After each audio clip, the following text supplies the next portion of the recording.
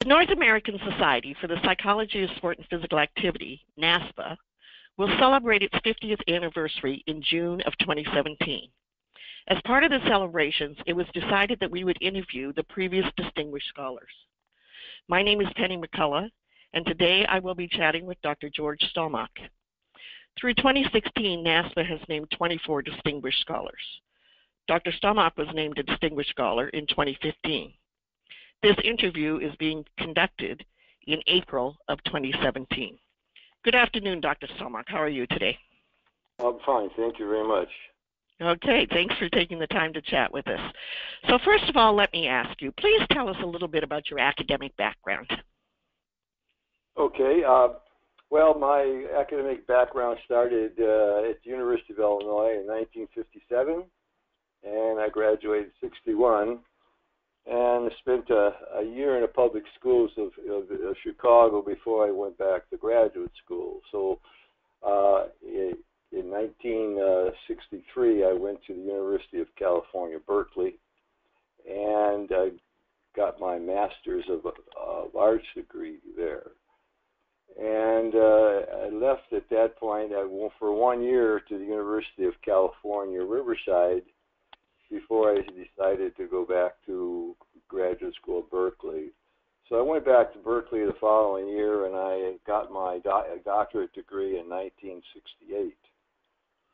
But along the way, I've had some other jobs that form my view of academic life around motor control. My first official job was at the University of California, Santa Barbara, where I was in the Department of Ergonomics and Physical Education.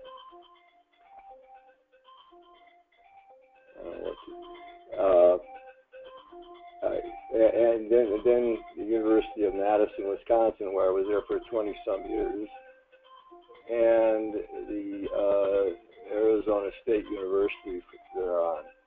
And employment at Arizona State also included a appointment at Barrow Neurological Institute, and from there I had various appointments throughout my academic career. I was a Fulbright Scholar in Nijmegen. I was a research scholar in Lyon, France. I was a Wellcome Trust fellow at Oxford. So I had numerous other small appointments, but that sort of covers my my academic background. Okay, that's great. And think back, and what made you decide to pursue a doctoral degree? And you said you did your master's at Berkeley. So how did you decide to then continue on at Berkeley for your doctoral degree? And tell us a little bit about your mentor. Yeah. Okay. Let me just start by saying that I was pretty young at the time, and one of the attractions I had was I wanted to go to graduate school at a great university, and I sort of had a calling to go west, and ended up defining that as Cal Berkeley. And I chose to start my master's degree there, and once I arrived, I met the legendary Franklin Henry. But at that particular time for master's degree, he was not working with them directly. So I worked with David Clark, who was a assistant professor. Then there were two master's degree students. The other student was Dick Schmidt, and he worked with Joop Royce. So after, though, the master's degree is when I took the position at the University of California, Riverside. And I knew within 6 months, because all the seminars that I took at Berkeley were really with Dr. Franklin Henry. And so I knew I wanted to go back and get my doctoral work.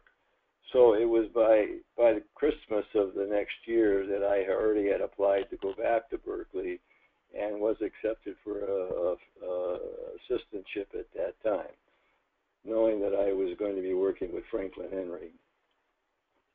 That's great. And of course, you said the legendary Franklin Henry.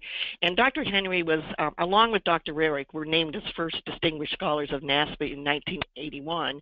And if you look down the list of distinguished scholars and even other distinguished scholars in our field who may not be distinguished scholars of NASPA, he had quite a history of helping produce some pretty prominent students.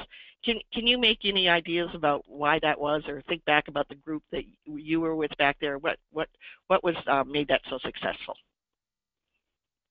Well, let me just start with a sidebar that when I left UC Santa Barbara, I actually placed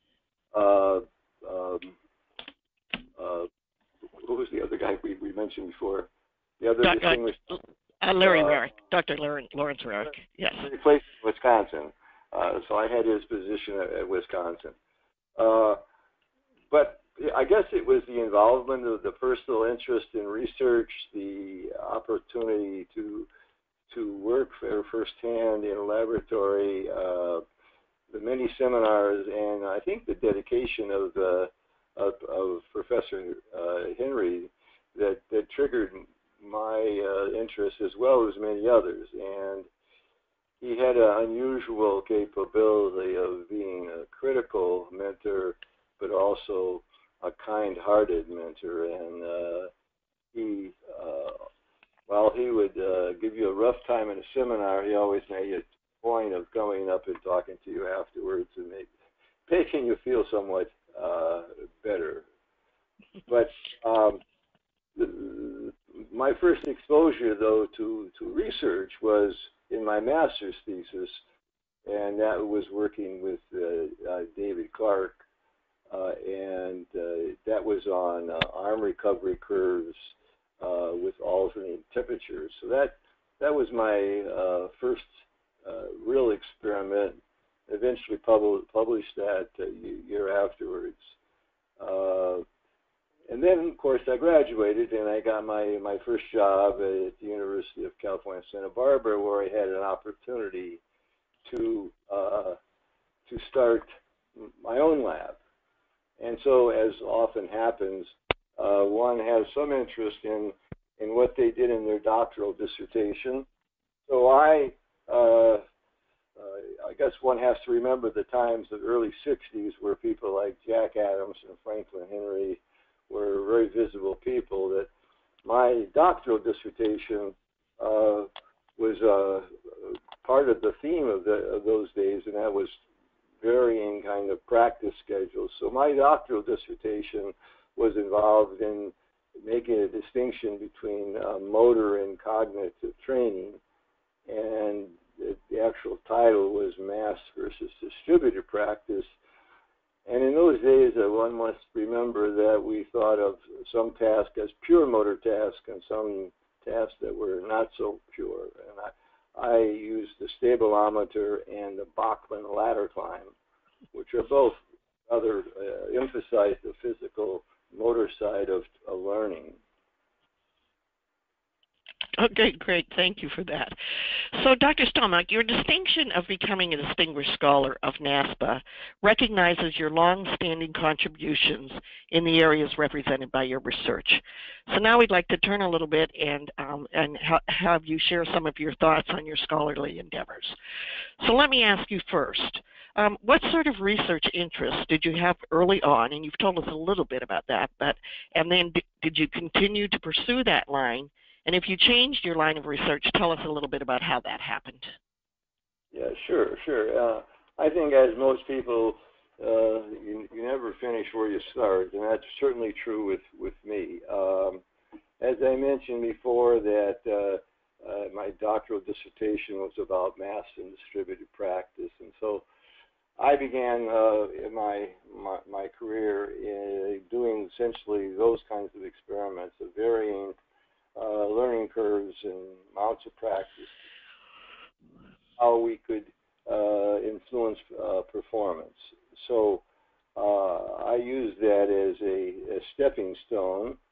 And then as that was going on, there was kind of a shift in the field towards information processing, and that involved a lot of reaction time and movement time experiments. And so I did many experiments like that. And one of the big significant breaks that occurred in my professional life was that at Wisconsin, I was involved in a seminar in the medical school on some of the neurological impairments that people experience. And so as part of that seminar, I selected a topic called, the topic of Parkinson's disease. And so this was all run by professors, so it was a rather advanced level class. And I got intrigued by the fact that it was thought as a pure motor disease. So one of the great classic experiments that were done in that period of time was I did that with one of my graduate students named Barry Hughes. And what we were able to show in a very distinctive way was that through reaction time paradigm, that Parkinson patients were disadvantaged when they had pre-cues as opposed to unexpected events. So everybody encouraged me to use this data and apply for a research grant. That was the beginning of a big change in my career. I was very successful, and I pursued that type of work for roughly through the end of my career. So there's some 20 years involved, so about 1980.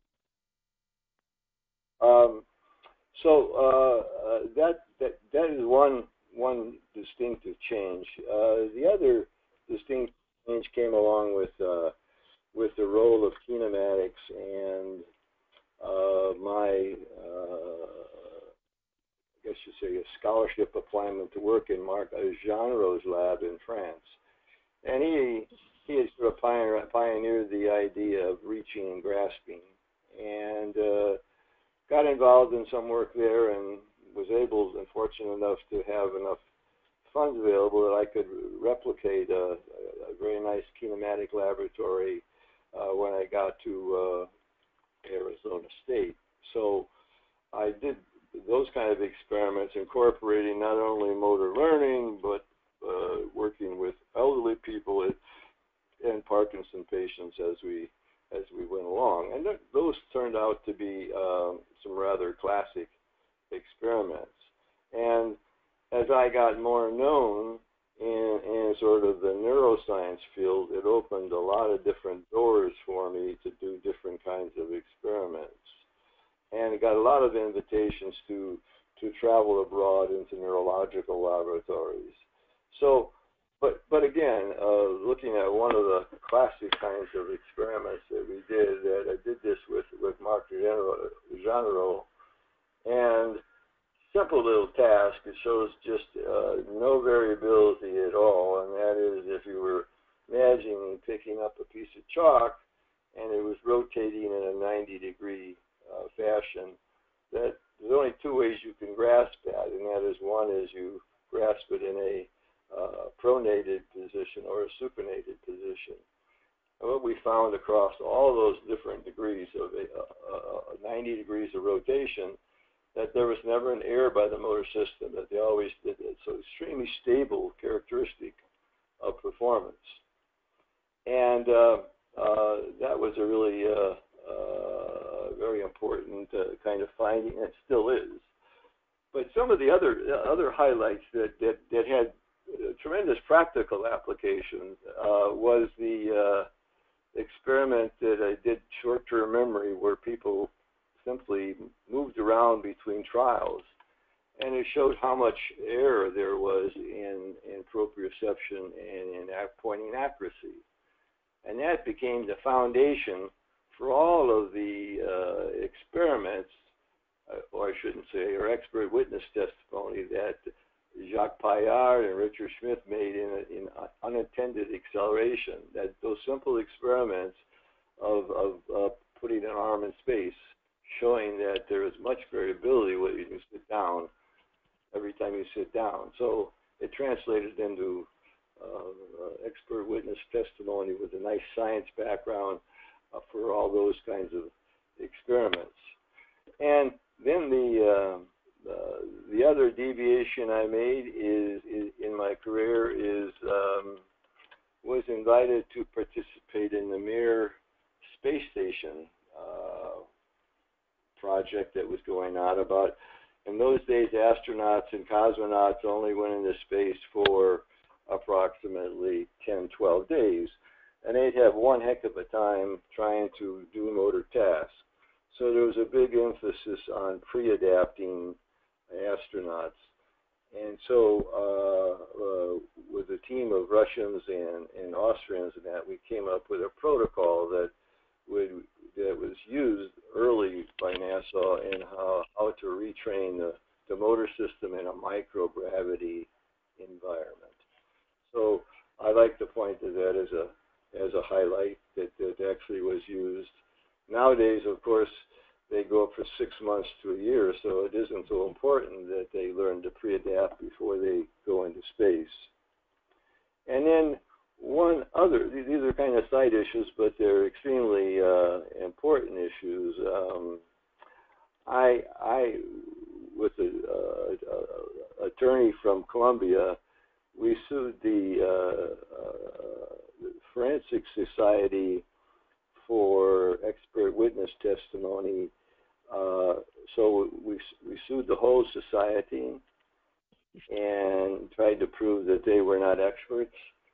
And that was a classic case in the Second Court of Appeals in New York, where they were testified, and to be an expert witness, you have a Daubert hearing, and it shows that that you have a scientific background, you have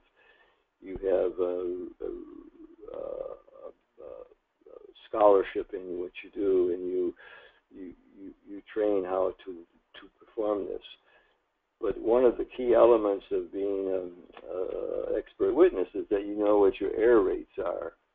And it turned out that the whole society didn't know what their error rates were in terms of forensic diagnosis of whether something was a forgery or not. So they were thrown out of court. They can testify, but they can't as an expert. So that critical thing. So I cite those as issues that didn't seem to be very theoretical at the time, but turned out to be extremely important and had a big impact on not only on motor control research, but graphonology as well as space science. So I'm going to stop there. Oh, that was a good story. I think my next question, I think I'll ask it, but I think you've highlighted was I was going to ask you, tell us about a research project that you were particularly interested in or proud of, or you felt made an impact in the field, and I think you had a number of those. So I thank you for sharing those. The next part of that question was there any researchers that had a profound influence on you over the years? Could you repeat the question? Yeah, was there any other researchers that had a profound influence on you over the years? Oh, well, of course, yeah. A lot of my contemporaries, particularly Dick Schmidt, but Franklin Henry, Lawrence Rarick, Ron Martinick. There's so many people that you learn from in everyday seminars and reading papers that I think there are quite a few people that I could make a whole list. Some of them come from our field and some of them come from other fields, but it's a numerous list that I would have to say that was influenced. Particularly, I think I would cite Franklin Henry, his work ethic and the importance of what he did and how he dedicated himself pretty much to the whole field. It's a hard example to follow, but it does have a significant imprint on you when you think about how you want it to behave in a laboratory. Because in one sense, if there's one place I think a person can be a king is in his own laboratory. You can actually, within legal limits, do pretty much what you want to do and have the rationale for that. And I always remember Dr. Henry saying, things like you have to stand up and make a statement and defend your ideas, no matter how awful it might sound. You have to defend them, and I think one has to do that in their laboratory because there's lots of experiments that you could do, but there's some always are better than others. Great, thank you. So tell us a little bit about your early involvement with NASPA, and then what did it mean to you when you were named the Distinguished Scholar of NASPA?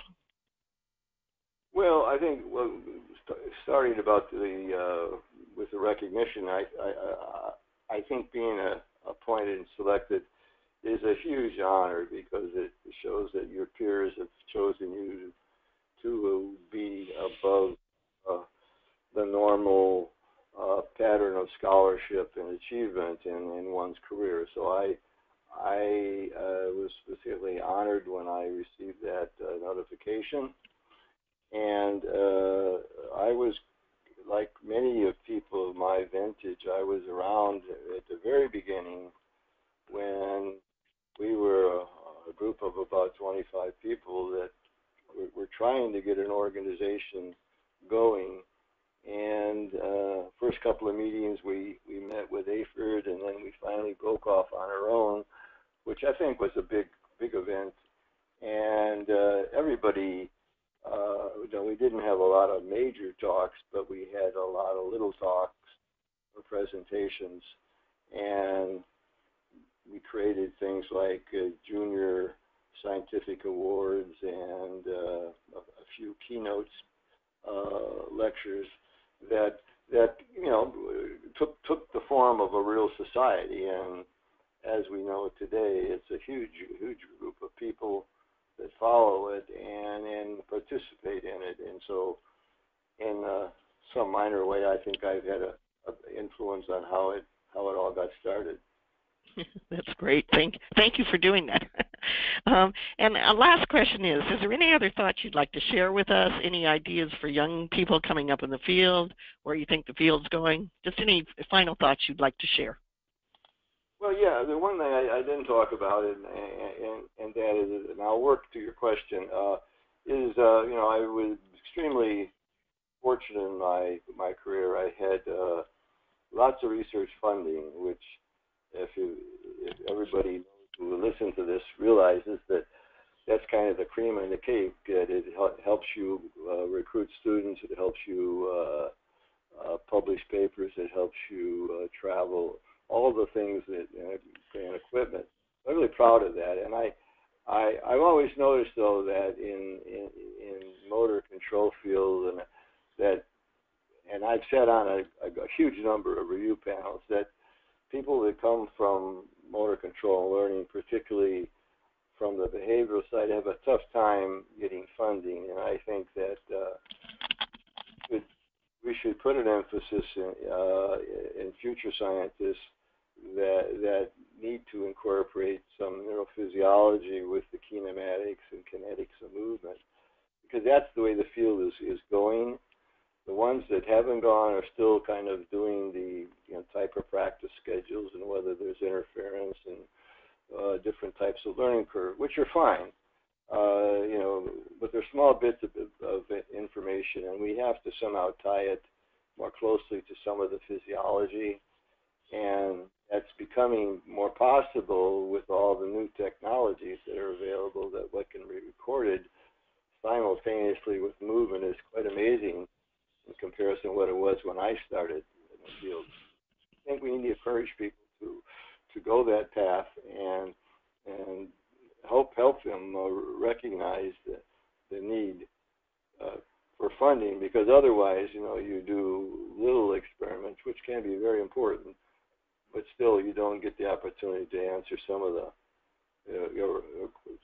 questions you're interested in because you don't have the capability of recording it. Okay, thank you for that.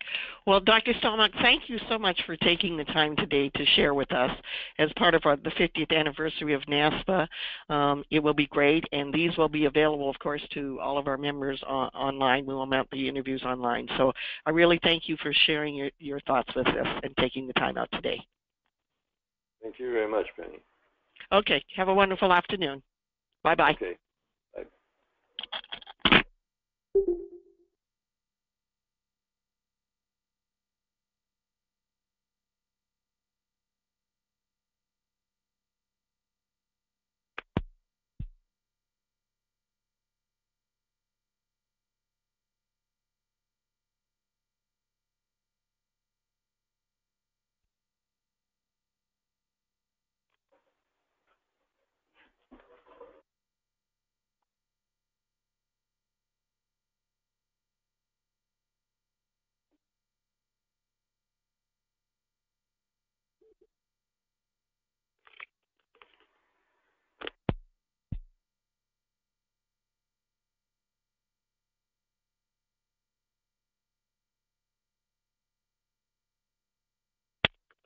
Hello?